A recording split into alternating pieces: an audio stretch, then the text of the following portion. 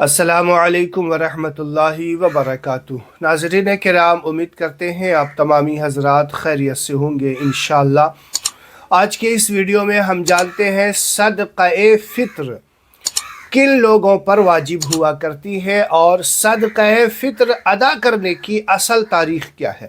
اس بات کا ہمیں جاننا بے حد ضروری ہے کہ صدقہ فطر ادا کرنے کی اصل تاریخ، اصل ڈیٹ اور اصل وقت کیا ہے، اور صدقہ فطر کا مقصد کیا ہے، ڈیفینیشن کیا ہے، صدقہ فطر ہمیں ادا کرنے کا کیوں حکم دیا گیا ہے، اور بھی صدقہ فطر سے ریلیٹڈ بہت سارے مسائل۔ اگر آپ نے اس ویڈیو کو پورا دیکھ لیا تو انشاءاللہ آپ کے ذہن میں صدقہ فطر کے تعلق سے کوئی شکوک و شبہات باقی نہیں رہیں گے، اور دوبارہ آپ کو کسی سے پوچھنے کی بھی ضرورت نہیں ہوگی، کیونکہ میں ہمیشہ کہا کرتا ہوں کہ میں مسئلہ بتاتا نہیں بلکہ سمجھاتا ہوں۔ اس انداز میں آپ کو سمجھا دوں گا کہ آپ صدقہ فطر کے تعلق سے لوگوں کو خود بتانے والے ہو جائیں گے۔ شرط یہ ہے کہ اطمینان اور سکون کے ساتھ پورا ویڈیو دیکھ لیجئے گا۔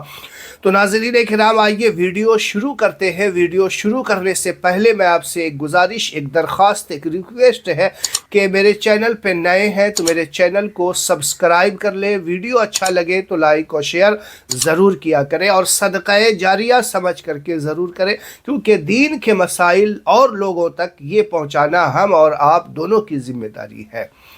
دوستو، صدقہ فطر کی اصل حقیقت جو ہے، سب سے پہلے اس کو جان لیتے ہیں، کیونکہ جس چیز کو ہم ادا کر رہے ہیں، جس چیز کا ہم ارادہ رکھتے ہیں، اس کی اصل بنیاد کا جاننا بے حد ضروری ہے۔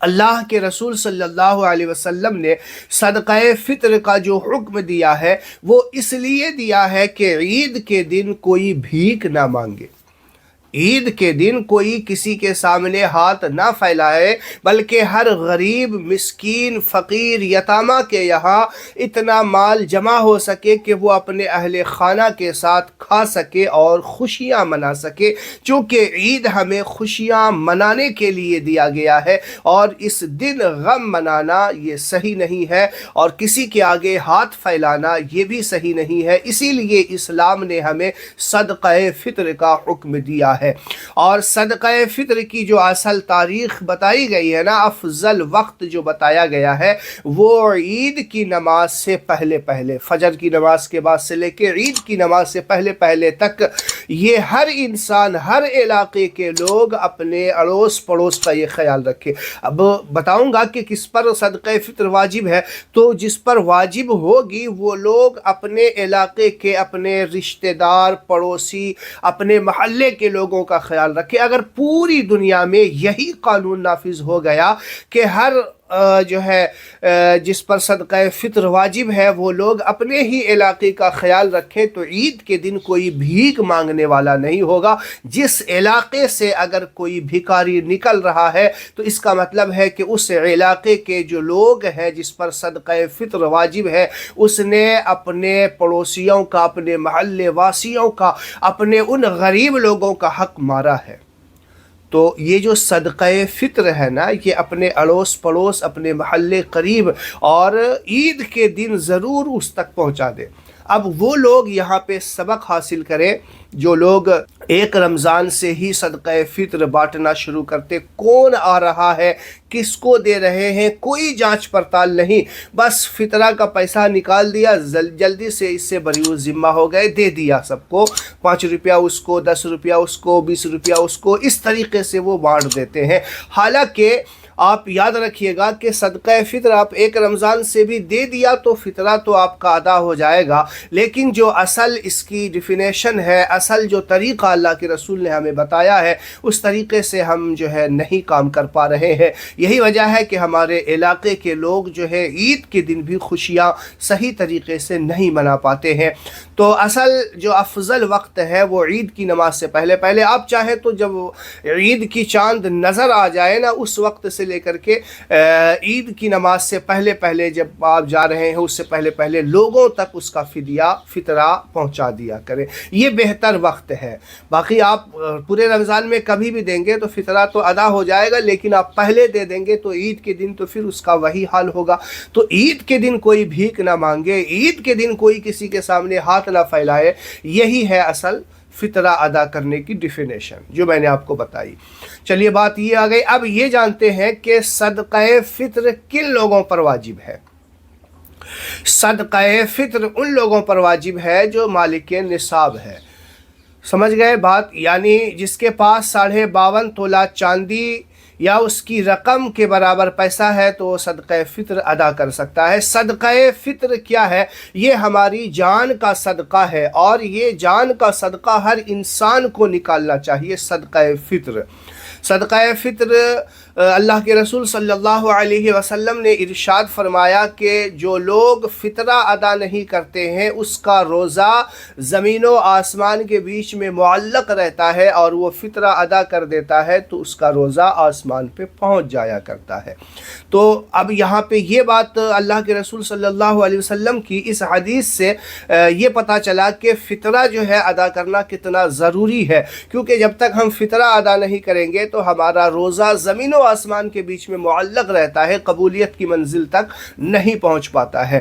تو اب یہاں پہ ایک سوال یہ پیدا ہوتا ہے کہ کیا جن لوگوں نے روزہ نہیں رکھا، تراویح کی نماز نہیں پڑھی، تو کیا ان لوگوں پر صدقہ فطر ادا کرنا ضروری ہوگا یا نہیں؟ دیکھیے، روزہ رکھا ہو یا نہ رکھا ہو، روزہ اگر کسی شرعی عذر کے تحت نہیں رکھا، کوئی ایسی بیماری ہو گئی جس کی بنیاد پہ آپ نے جو ہے روزہ نہیں رکھا یا تراویح کی نماز نہیں پڑھی، یا پھر آپ معاذ اللہ یوں ہی نہیں رکھا، کوئی عذر شرعی بھی نہیں ہے، نہیں رکھا ہے، پھر بھی آپ کو صدقہ فطر دینا ہے. یہ قانون اسلام ہے، یہی فطرت اسلام ہے. آپ کو پھر بھی ادا کرنا ہے.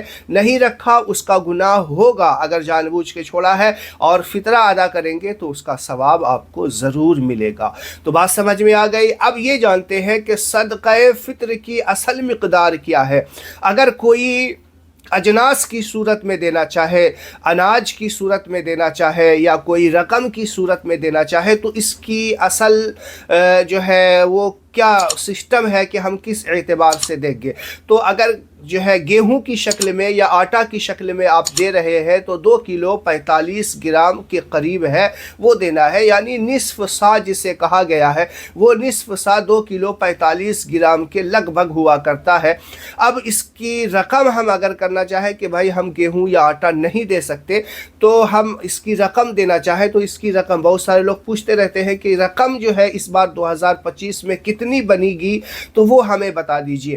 دیکھیے، اصل رقم تو بتانا مشکل ہوتا ہے، کیونکہ گیہوں یا آٹے کی جو ہے ریٹ ہر علاقے میں الگ الگ ہوا کرتی ہے. آپ یوں سمجھ لیجئے کہ گیہوں جو ہوتا ہے یا اجناس جو ہوتے ہیں، جو جس اعتبار سے آپ فطرہ نکالنا چاہ رہے ہیں، تو اس کی مارکیٹ میں 3 ویلیو ہوتی ہے.